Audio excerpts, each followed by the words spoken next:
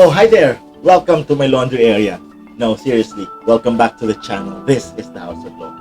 Now, for those of you who have watched, liked, and commented on my last video, thank you very much. To my new subscribers, welcome. And if you're new to this channel, you know what to do. Please subscribe and click that notification bell so you'll be notified if I upload a new one. So what are we going to do today? Well, aside from you watching me do my laundry, I'm going to discuss a new law. And what is this law? I'd like to discuss contract of loan and debunk old myths and misconceptions about loans. So ano nga ba itong loan? Well, a contract of loan is a contract whereby one party delivers something to another with the obligation to return or pay it back after a certain time or after the purpose. Now, there are two types of a contract of loan. One is comodatum, whereby something is borrowed with the obligation to return it. Now, the other type of loan is a mutuum or a simple loan, which is of course the most popular. And that is the obligation or a contract whereby one party lends money to another and the other party has the obligation to pay the same amount after a certain time. Usually, interest is imposed as part or in addition to the principal amount borrowed.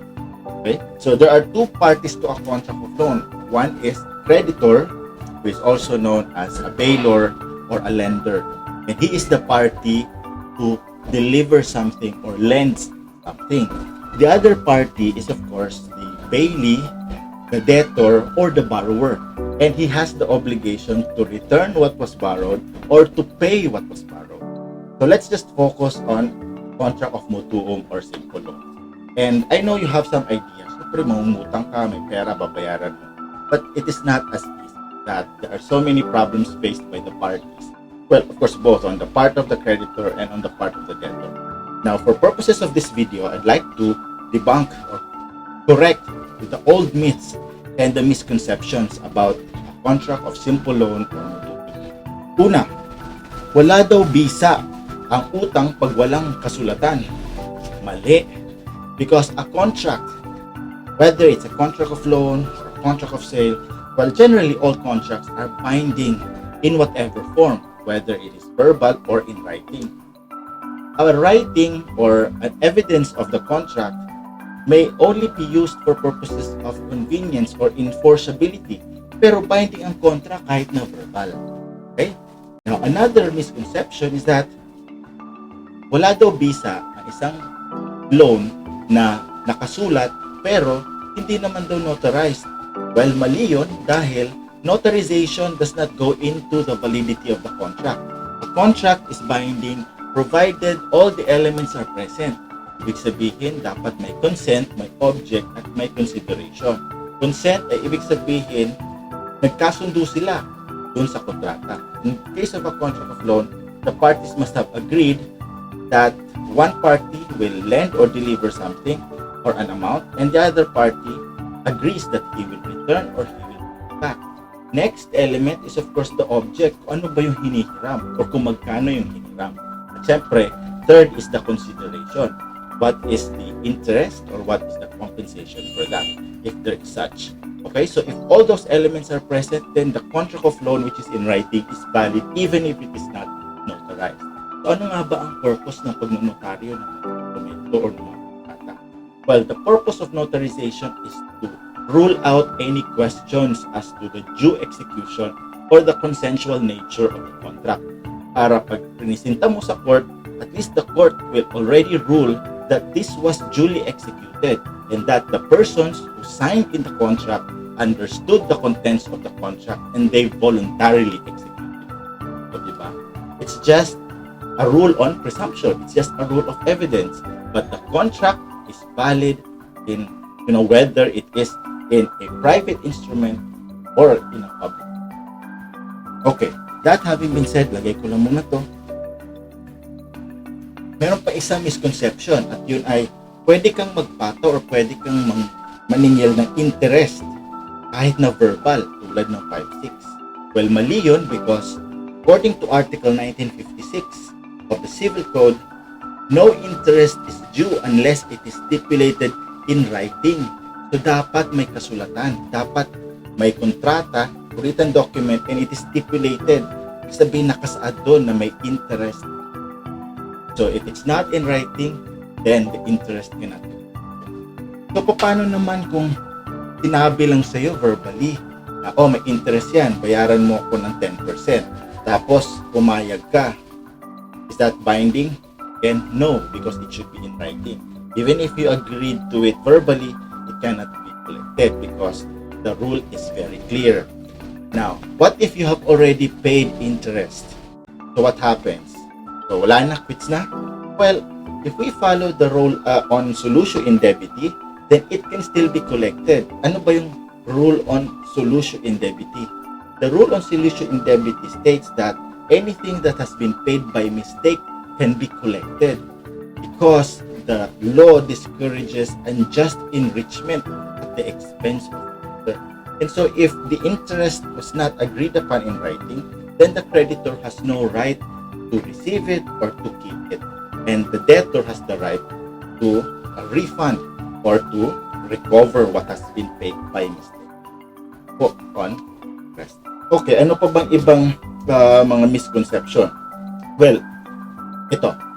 May karapatan ba ang nangutang o ang debtor na tapusin na ang utang o i-pre-terminate ang contract na hindi siya magbabayad ng penalty, fees, or charges? Well, no. Because if a contract of loan is subject to a period, then the period is for the benefit not just of the debtor but also of the creditor, lalo na kung may interest. Because sa part ng creditor, meron siyang expectation na makakatanggap siya ng interest. So if you cut or if you terminate the contract earlier than what is stipulated, then you are depriving the creditor of his expectation of the interest. So a creditor may stipulate in the contract that in case of pre-termination, a penalty will be imposed or fees and charges will be imposed for the unrealized profits. Okay, so malinaw yun. Huwag kayo magreklamo na, ba't ganun? Tinapos ko na nga yung utang, bakit magbabayad pa ako ng pre-termination? Again, because it's a contract, it's a period for the benefit of both parties. If you want to pre-terminate it, then the creditor can ask for a pre-termination.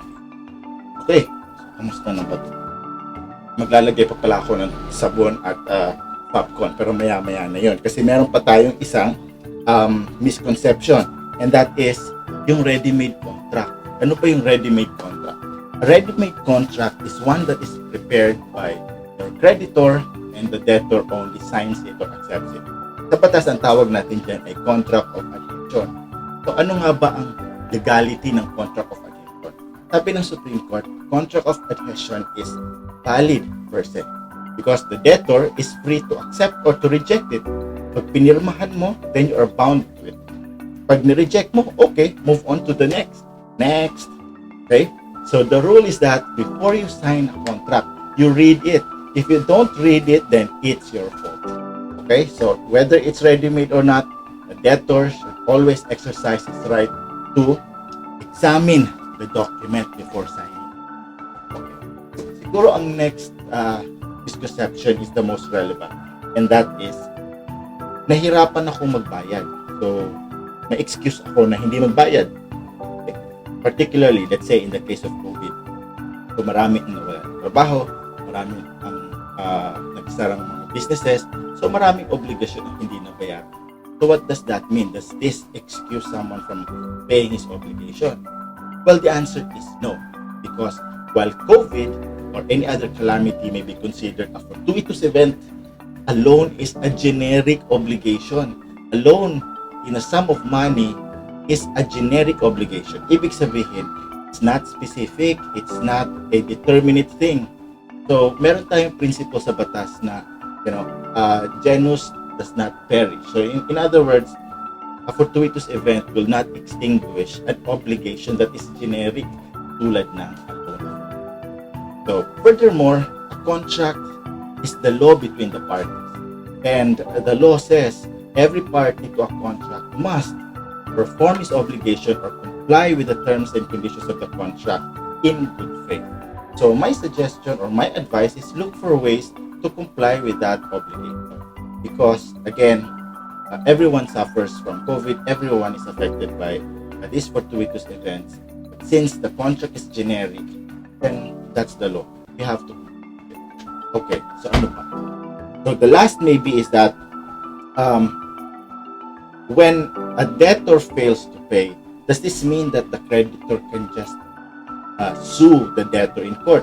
Well, the answer is no, because under Article 1169 of the Civil Code, a debtor will only be placed in delay or default after or as long as the creditor serves a demand upon the debtor. Ibig sabihin, kailangan padalhan muna ng demand letter.